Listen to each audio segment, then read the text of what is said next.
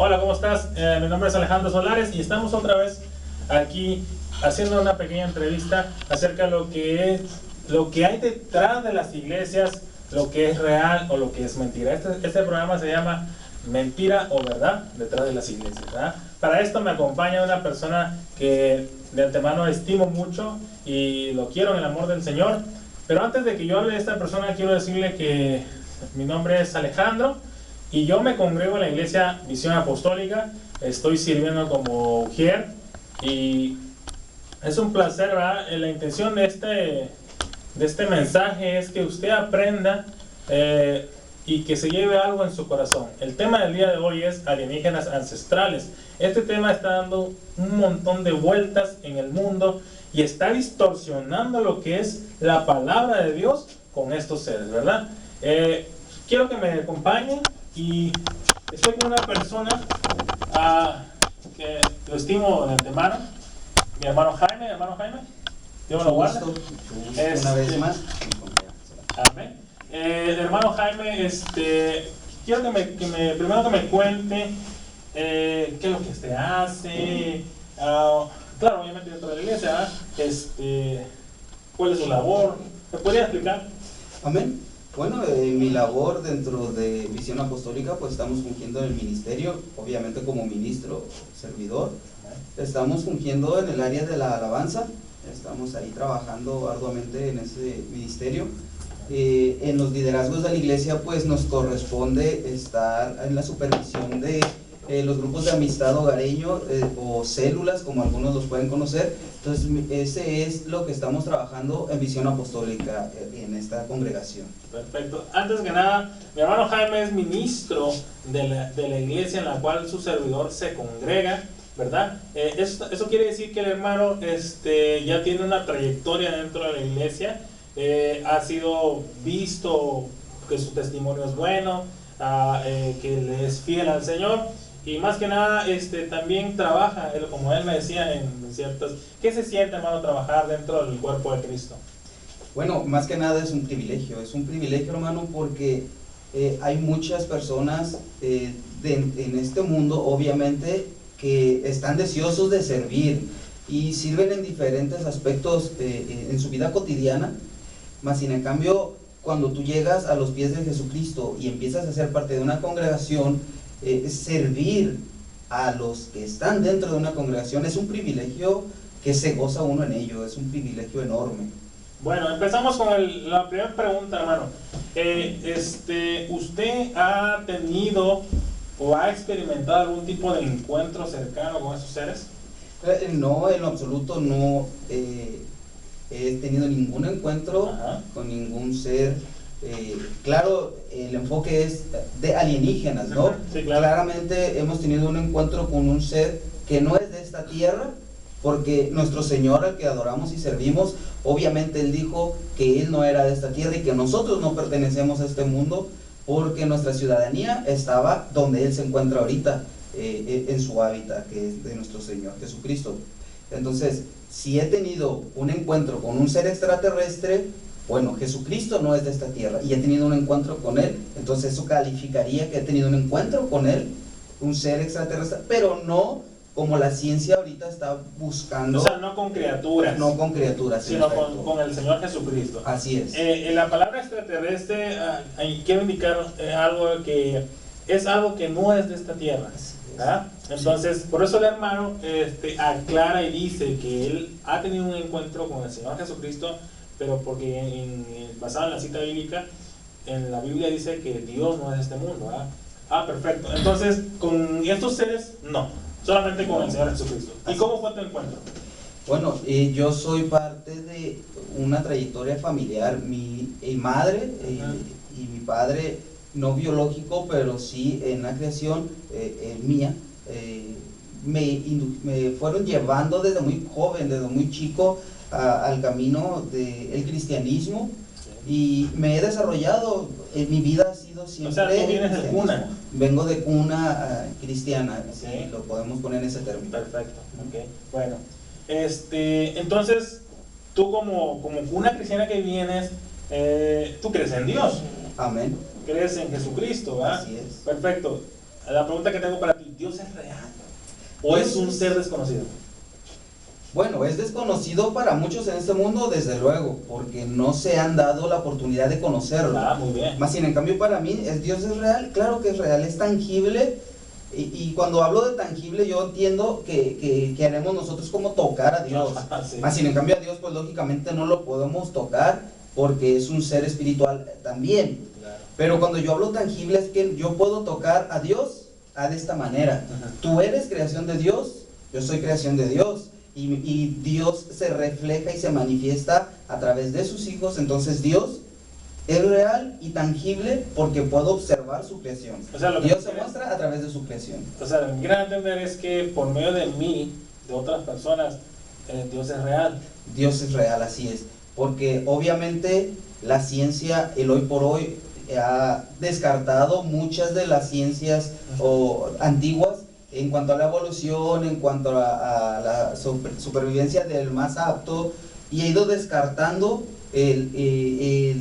cómo fue formado este universo, la Tierra o nosotros mismos, porque no encuentran algo que sea absoluto. Más sin en cambio, para mí, la palabra de Dios es absoluta y me dice que yo soy imagen de Dios. Entonces, Dios es real porque yo vivo y porque tú estás vivo. Algo nos dio la vida y ese se llama Jesucristo. Perfecto. ¿Tú qué entiendes o qué me puedes explicar qué es una abducción o cuál es la diferencia de una abducción a una ascensión? Bueno, la abducción, como la tienen especificado ahorita en cuestión de los alienígenas, pues ellos dicen que es un arrebatamiento de una persona sin su consentimiento. Es decir, tú podemos estar aquí ambos platicando de este tema y ahorita puede venir un ser alienígena y arrebatarnos, sustraernos de este espacio que estamos habitando y llevarnos hasta donde ellos, que ellos están creyendo que nos están llevando. Entonces, una abducción es arrebatarte sin consentimiento. Ellos te agarran y te llevan a un lugar. Eso será una abducción. Ahora, ¿una ascensión? Bueno, la ascensión claramente ahora es la contraparte. Es cuando tú estás bien consabido que vas a ir a algún lugar. Por ejemplo, Jesucristo, el libro de los Hechos, capítulo 1, donde se relata de que el Señor Jesucristo fue ascendido hacia el cielo. Él les dijo a sus discípulos previamente que Él iba a ir al cielo. No fue arrebatado sin consentimiento ni con un desconocimiento, sino que Él avisó previamente de que iba a ir a un lugar. Entonces la ascensión yo la puedo resumir en que es algo en que yo estoy por enterado de que voy a ir a un lugar. Perfecto. Hablas de un tema que me gustaría tocar. Hablaste de un personaje de nuestro Señor Jesucristo cuando fue al cielo, ¿verdad? También hay otro personaje llamado Elías. Este personaje, el profeta Elías, dice la Biblia, según el libro de Hechos, de Segunda de Reyes 2:11, dice que Elías iba con Eliseo por el Jordán y de repente un carro de fuego se le aparece y los divide a los dos, tanto del profeta, Eliseo lo divide del profeta, y dice que Elías fue llevado al cielo. Ahora, esta gente cree que ese carro de fuego que apareció con Eliseo y Elías simplemente era un platillo volador o una nave no identificada. ¿Qué me podrías decir acerca de eso? Bueno, los misterios y propósitos de Dios para nosotros como hombres mortales, pues son a lo mejor no muy fáciles de explicar, porque es algo sobrenatural, es algo que no estamos nosotros acostumbrados a ver. Entonces, Eliseo prácticamente él describió lo que previamente Elías le había dicho, porque en ese capítulo que tú mencionas, de Segunda de Reyes, capítulo 2, al principio le dice, dame tu doble porción que tú tienes, Elías. Entonces le dijo, si tú me ves que yo me voy, entonces te la daré. Quiere decir que Elías sabía previamente que iba a ser llevado por algo extraordinario de esta tierra. No fue como una abducción que se lo llevó un extraterrestre, porque hermanos o los que están escuchando, si eso hubiera sido así, ok, fue un marciano. ¿Por qué? Porque fue arrebatado sin consentimiento. Pero Elías dice previamente en versículos anteriores al 11 que si tú me ves que me voy a ir y si tú me alcanzas a mirar, entonces la promesa de tu doble porción va a ser. Entonces quiere decir que él tenía un previo aviso de que iba a acontecerle lo que la palabra nos relata. O sea, Elías ya sabía que iba a ser levantado. Así es. Y él se lo comunica a su discípulo. Se lo comunica a su discípulo, así es. Entonces no fue un alienígena realmente lo que se le llevó. Claro que no. ¿Por qué? Te digo esto, hermano, porque mira, hay algunos que dicen que en algunos países hay una manera de interpretar la Biblia diferente. ¿Estamos de acuerdo? Y uno de ellos es Inglaterra. Hay una Biblia llamada la Biblia del Rey Jaime. Esta fue por el siglo XVII y ella interpreta ese hecho que hizo Elías en el 2:11. Dice que Elías, que la palabra cielo es lo que nos rodea, lo que nuestros ojos pueden ver aquí, como por las nubes, por donde están las aves, donde viajan los aviones. Ese cielo es que realmente lo que la Biblia narra. Dice que Elías fue llevado al cielo. Entonces, esta Biblia dice algo muy que me llama mucho la atención, que dice que los alienígenas realmente se llevaron a Elías. ¿Por qué? Porque está en el cielo, no en el reino de Dios. La palabra, ¿cómo interpreta la palabra cielo? Bueno, tiene que ver con el contexto donde se esté llevando la trama el capítulo. En este caso, Elías fue llevado al cielo, fue a un lugar, eso quiere decir que fue llevado a un lugar que Dios preparó para su morada. Que si fue al cielo, que nosotros podemos observar donde están las nubes y todo esto, tenemos que verlo basado a un contexto. Por ejemplo, cuando Dios crea esta tierra, dice que Dios está habitando en el cielo, que Dios lo abre y que Dios deja que caiga después, más adelante habla textos, que Dios permite que caiga lluvia del cielo, porque al principio no fue así. Entonces, hay que verlo basado a los contextos de la historia, que se está desarrollando en la historia. En este caso, ¿a dónde fue a parar Elías cuando sube en el torbellino? Al cielo. Y el cielo prácticamente significa que es donde se une el cuerpo de una persona con Jesucristo. No que se hagan uno, sino que habitan en un lugar para que se cumplan los propósitos que Dios tenía para Elías. Te digo porque los sumerios y los egipcios creían que realmente algunos seres venían por ellos, ¿verdad? Entonces yo creo que de ahí se agarran también este tipo de personas en decir que una nave lo tenía Elías, ¿verdad? Entonces, ¿realmente dónde está Elías ahorita? En este momento, después de la muerte de nuestro Señor Jesucristo y su resurrección, ya hay un lugar apartado para todos aquellos que vivimos la fe del Señor Jesucristo, que Dios lo menciona como su reino, como el paraíso previo a lo que Él tiene preparado para nosotros. En el tiempo cuando Elías tiene este suceso, la palabra nos dice claramente que antes eran todos llevados al seno de Abraham. Sí, más sin embargo, Elías y Moisés son casos extraordinarios de personajes bíblicos, que si podemos ahondar más en el tema en otro momento, pues podemos ver que Elías y Moisés en la transfiguración que relatan los evangelios, se muestran estos dos seres y claramente no podían estar en el seno de Abraham y tampoco pueden estar en el cielo. O sea, hay algo más profundo todavía en esta situación, en estos dos personajes, puesto que el Señor Jesucristo no haya muerto ni resucitado como para llevárselos al paraíso que le prometió o que le dijo a aquel que estaba crucificado, junto con el Señor Jesucristo. Le dijo, de cierto te digo que desde hoy estarás conmigo en el paraíso, exacto. En ese momento había una traslación de ir al seno de Abraham o ir al paraíso. Mas sin embargo, la parábola de aquel rico y Lázaro dicen que el rico estaba en el seno de Abraham y que el rico estaba quemándose en la llama y Lázaro estaba en el seno de Abraham. ¿Qué nos dice eso? Cuando ellos están platicando entre el rico y Abraham, les dice una palabra que es clave: ninguno de los que está allá abajo puede subir al cielo, y ninguno de los que están conmigo, dijo Abraham, puede ir hacia arriba. Para eso tienen a los profetas. Entonces, ¿cómo es posible que Elías y Moisés hayan estado en la transfiguración si no podían salir del seno de Abraham, porque no estaban en esa disposición aún, puesto que el Señor Jesucristo no haya muerto y resucitado. Entonces hay que ahondar más en ese tema, desde luego. En otra oportunidad lo podemos hacer. Ok, ahora vamos a cambiar de personaje. Ahora quiero hacerte de lo de Moisés. Moisés dice que saca al pueblo de Israel, pero cuando Faraón iba tras él, aconteció algo muy inesperado, que de repente se le aparece una nube en las mañanas y como una torre de fuego por las noches.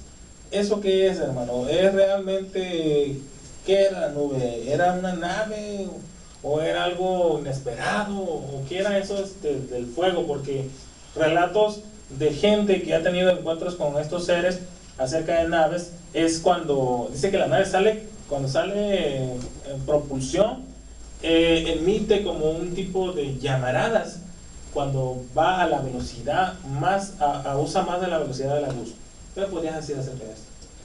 Bueno, yo en estos textos que mencionas de la nube en el desierto y la columna de fuego, veo lo enorme y lo grande y maravilloso de nuestro Señor Jesucristo, puesto que nos habla de una protección divina, hermano.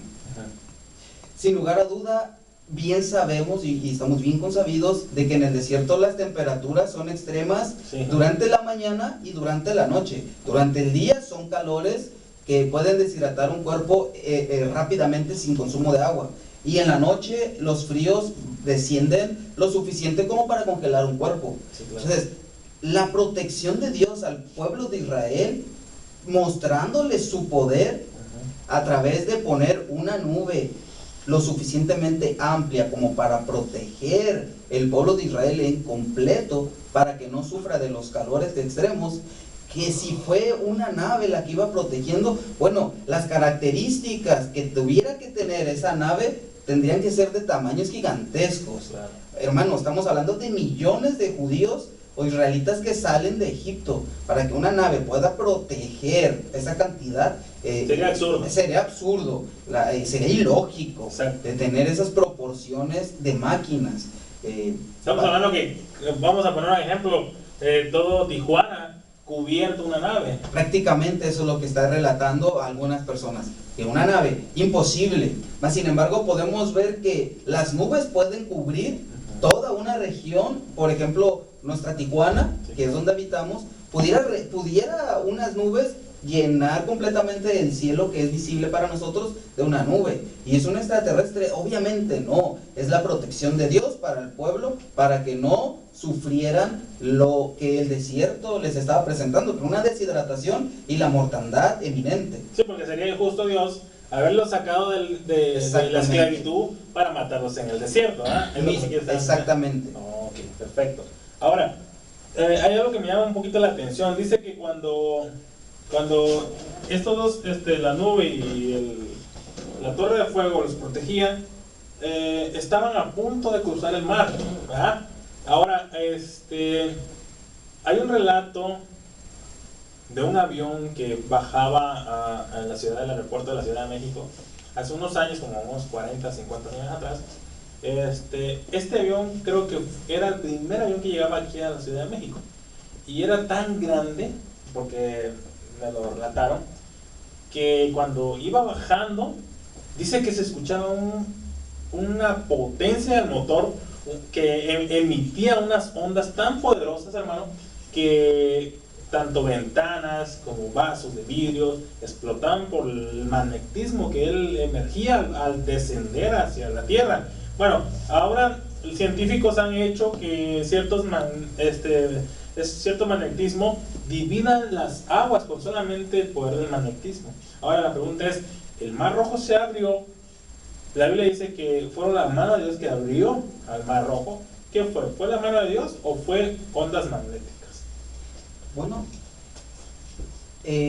vuelvo a repetir, el tratar de encontrarle una lógica a las cosas extraordinarias que Dios hace en la palabra de Dios, encontrarle una forma explicable nos puede traer más que nada en nuestra cabecita, que es tan poca para lo que el Señor Jesucristo hace para con nosotros, nos podrá traer que, hermanos, que nos volvamos locos si así lo ponemos. Sí, claro. Porque las cosas que el Señor hace son al extremo, pues. Nosotros creemos en un Dios que hace las cosas al extremo. Que si fueron las ondas magnéticas que Dios utilizó para abrir el mar, aleluya, gloria a Dios. Yo he escuchado que han dicho los científicos que las murallas de Jericó fueron derribadas porque en ese momento tembló la tierra y por coincidencia las murallas de Jericó fueron derribadas.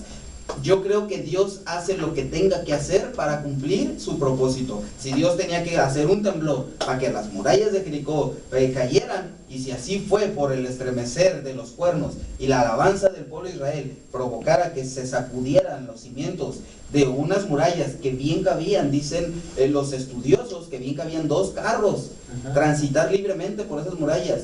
¿Cómo es posible que un sonido de un cuerno de carnero, un chofar, como lo conocen, o el sonar del pandero, o el gritar de una persona pueda derrumbar tanta magnitud de piedra?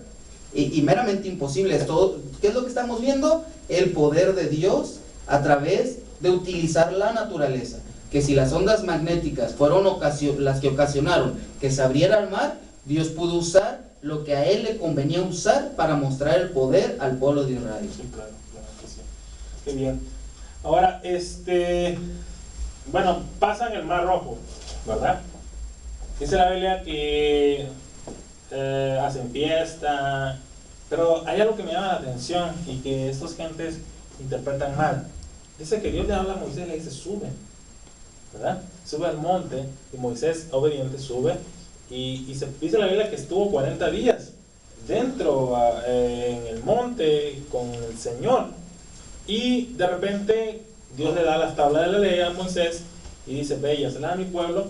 Entonces Moisés baja del monte y dice que baja, que emitía su rostro un resplandor, ¿verdad? Ahora, mucha gente que ha tenido un encuentro del primer tipo con extraterrestres dicen que cuando los encuentran, cuando los abducen y luego los vuelven a encontrar, emiten también el mismo resplandor. ¿Será un resplandor por un encuentro cercano o qué sería?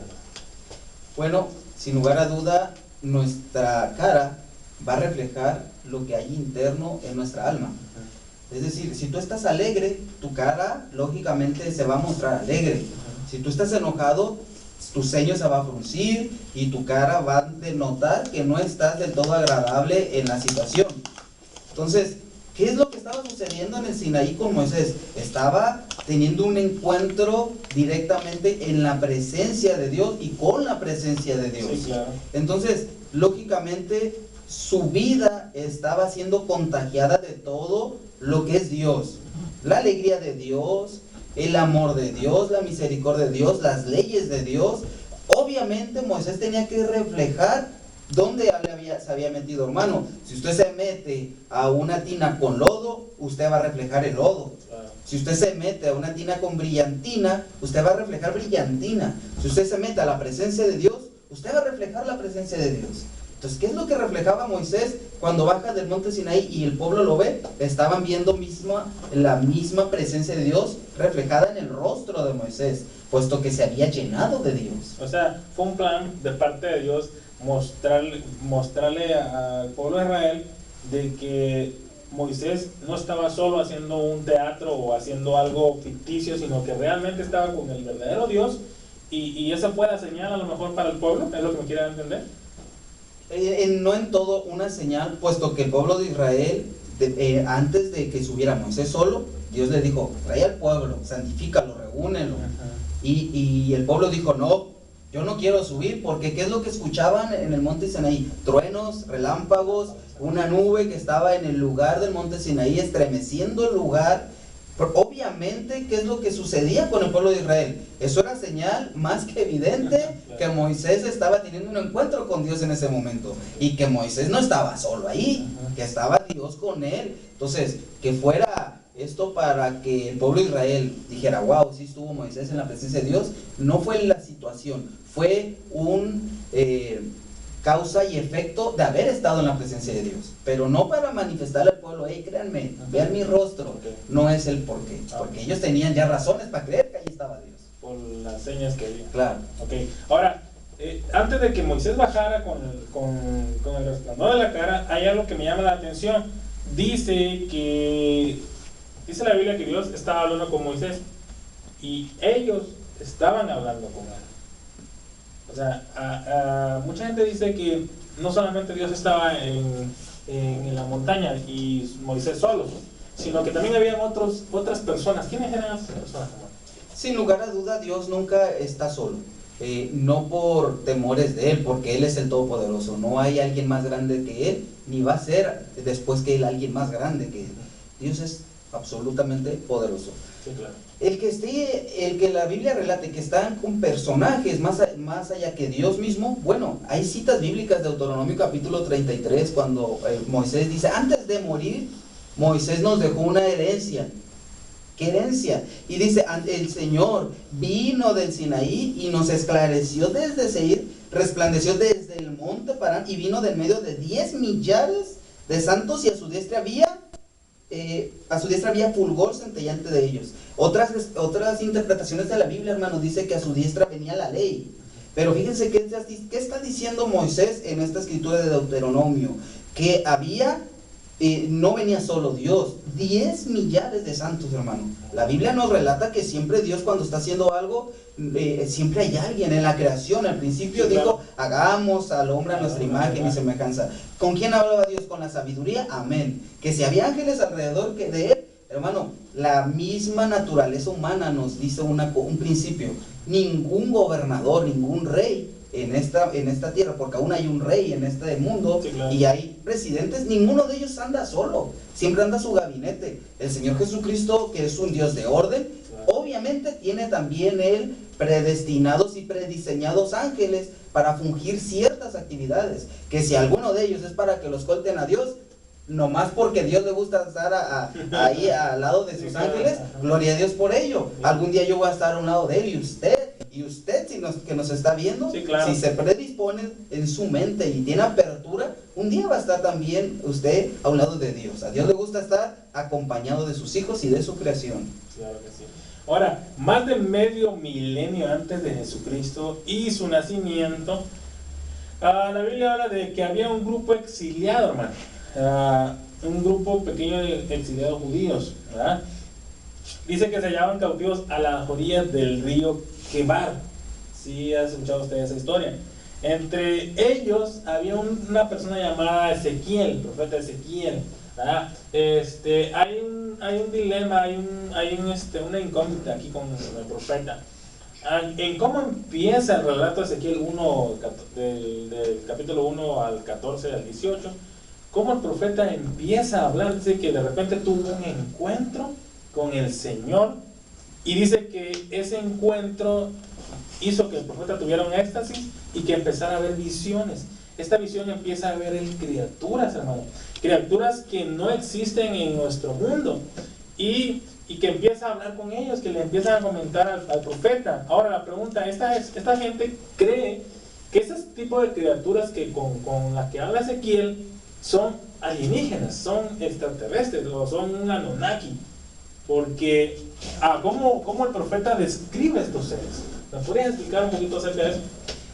Obviamente la trama empieza con una excitación del profeta, ¿no? Sí, claro. Y siempre que uno está excitado en la presencia de Dios, Dios va a mostrar sus planes para tu vida. Y en este caso, Ezequiel pues él tenía un propósito en esta tierra. Entonces Dios tenía que mostrarle cosas así de inexplicables para cumplir propósitos en la tierra. Lo mismo pasó con el apóstol Pedro, una ocasión que él estaba en un éxtasis también en una azotea, donde él ve bajar un lienzo y que estaba lleno de animales ese lienzo. ¿Cuál era el propósito de Dios?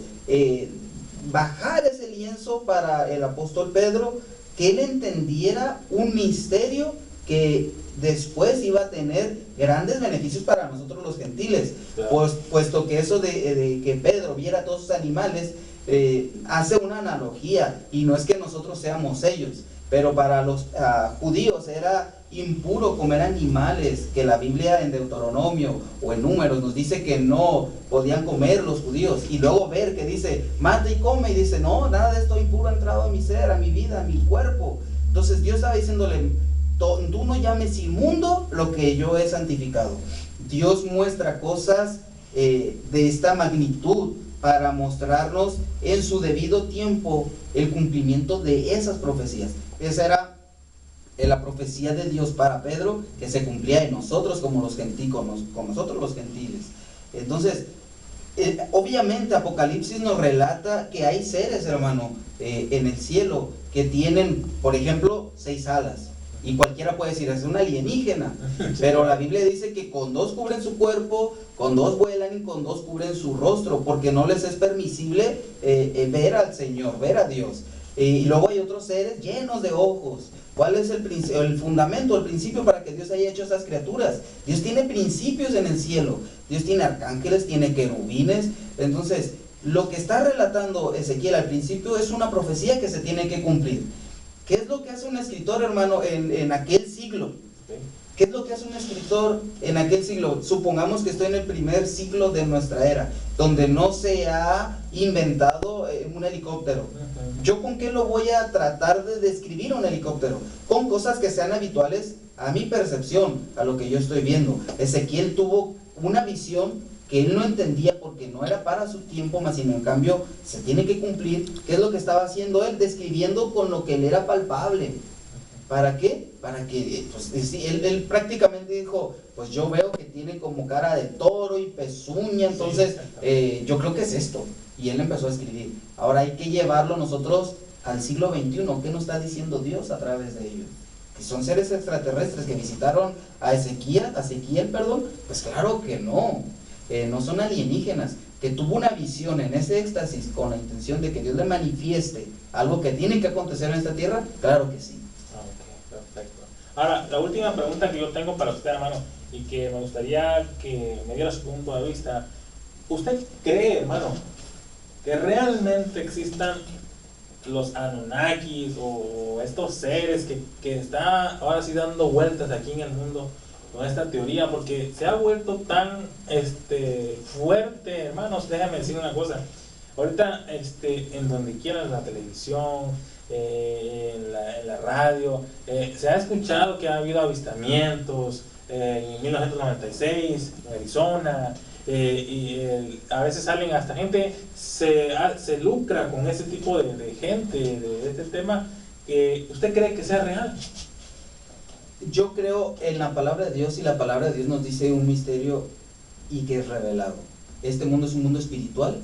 Este mundo es un mundo que está gobernado y que fue arrebatado del hombre, y fue arrebatado del hombre porque así lo establece la Biblia en Génesis, que se le fue dado al hombre la creación para que él la dirigiera. Después vino Satanás y le robó al hombre lo que le pertenecía. Sí, claro. Entonces, desde ese momento vino una lucha espiritual entre la creación de Dios en esta tierra y la creación de Dios en el cielo. Porque Satanás o Luzbel, que él fue hecho allá en el cielo, obviamente también él tenía privilegios en el cielo. Y cuando hace Dios al hombre, también le da privilegios. Sí, claro. Entonces, en Satanás, en Luzbel, ya había envidia, ya había celo. Y él, al ver una creación que es chiqueada para Dios, hermano, somos chiqueados, televidente, nosotros somos chiqueados por Dios. Claro. Somos chiqueados por Dios. Luzbel era chiqueado, ¿qué es lo que dice? Hey, eso a mí me pertenecía y tú me lo robaste. Nosotros no le robamos nada. Dios nos hizo así. Entonces, desde ese momento se torna una lucha en querer Satanás destruir al hombre por ese celo, por esa envidia. Y Dios dijo, tú quieres tu reino, te lo voy a dar, pero vas a tener un reino que al final te va a caer, vas a caer al lago de fuego. Y Dios tiene preparado un lago de fuego para sus ángeles caídos, y Luzbel que logró, o Lucifer que logró engañarlos, y que obviamente quiere jalar a una gran cantidad de seres humanos que Dios hizo a su imagen y semejanza. Entonces, ¿cuál es su propósito de Satanás al traer tanta distracción de alienígenas? ¿Cuál es el propósito de él? Que cuando Dios cumpla su promesa, hermano, la Biblia nos relata en Corintios por el apóstol Pablo que va a sonarse una trompeta y que nosotros seremos arrebatados y iremos a las nubes a recibir a Dios. Si ustedes creen en las mentiras de Satanás a través de que está usando hombres para decir los extraterrestres, los alienígenas existen, ¿qué es lo que va a pasar cuando Dios venga y nos arrebate y nos lleve con Él? No nos va a hacer una abducción, sino nos va a llevar con Él, porque estamos por enterados que vamos a ir con Él. Claro. Si Él logra trastornarte, amigo, hermano, logra trastornar los pensamientos de la humanidad, ¿qué es lo que va a suceder? Se los llevaron los extraterrestres, van a decir. Claro. Se cumpliría el propósito de Satanás en los que se queden en este lugar, para que no les resplandezca después el conocimiento. Que si va a haber oportunidad después del arrebatamiento, no hay garantía. El tiempo es hoy, el tiempo es ahora. Así que usted que nos está viendo, hágalo hoy, hágalo ahora. No se deje engañar. Yo no me dejo engañar por Lucifer. Yo no tengo una fe ciega. Yo creo que en un Dios que es tangible en su creación. Sí, claro. Amén, amén. De hecho, nada más quiero anexar.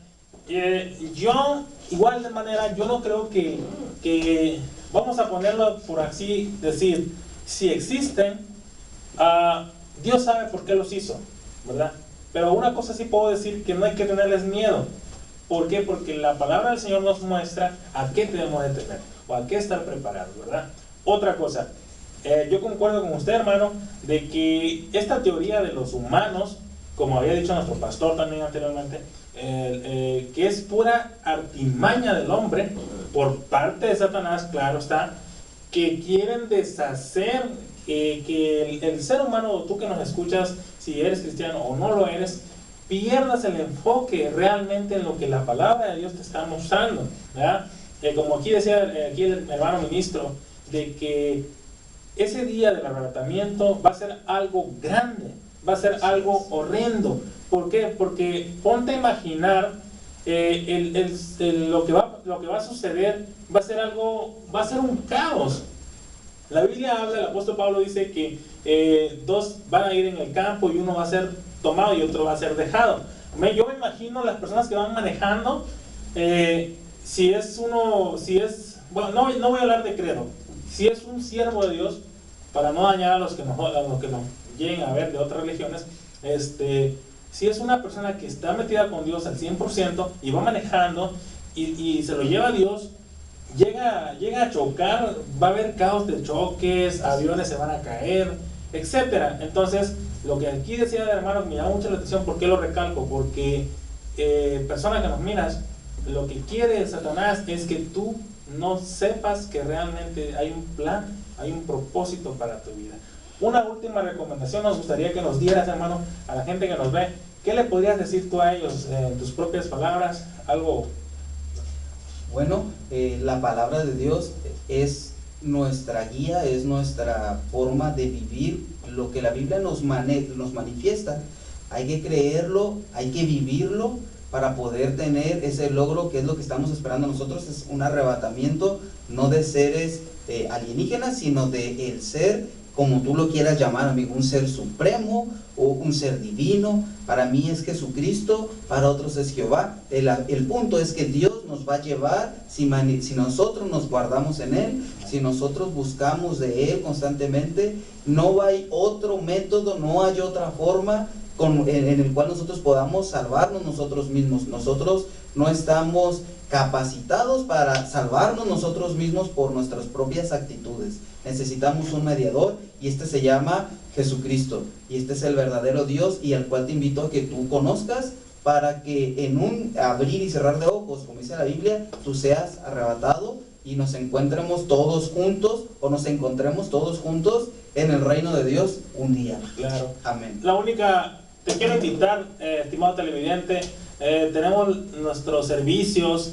El día lunes hay oración, el día miércoles hay servicio, y domingo estás invitado. Si quieres saber un poquito más acerca de este tema, con las personas que participaron en esta entrevista, ¿me podría decir la dirección, hermano, de aquí, para que nuestras personas que nos lleguen a ver nos puedan visitar? Estamos ubicados. Es el Francisco Villa, a un lado de las oficinas, lógicamente y obviamente de Francisco Villa, donde se hacen ventas por aquí de los mismos terrenos. Estamos ubicados a mano derecha cuando tú vienes del Insurgentes hacia acá adentro. O si vienes del Boulevard 2000 vas bajando hacia el Insurgentes, pues vamos a encontrarnos de mano izquierda, mano derecha, perdón. Entonces, tenemos estos servicios que mi hermano le está haciendo la invitación, asista a estos lugares. Si no es Visión Apostólica, asista a un lugar. Yo le invito a que asista a un lugar. Necesitamos de Cristo, necesitamos de Dios, necesitamos de salvación. Entonces nosotros lo esperamos con nuestros brazos abiertos, y más que nosotros, el Señor Jesucristo. Amén. De hecho, síganos visitando. Si le gustó este proyecto, tenemos muchas cosas para decirles.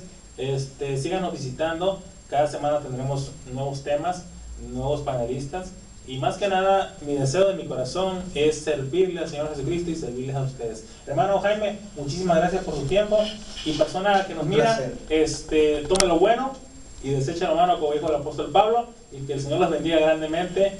Un saludo a la distancia.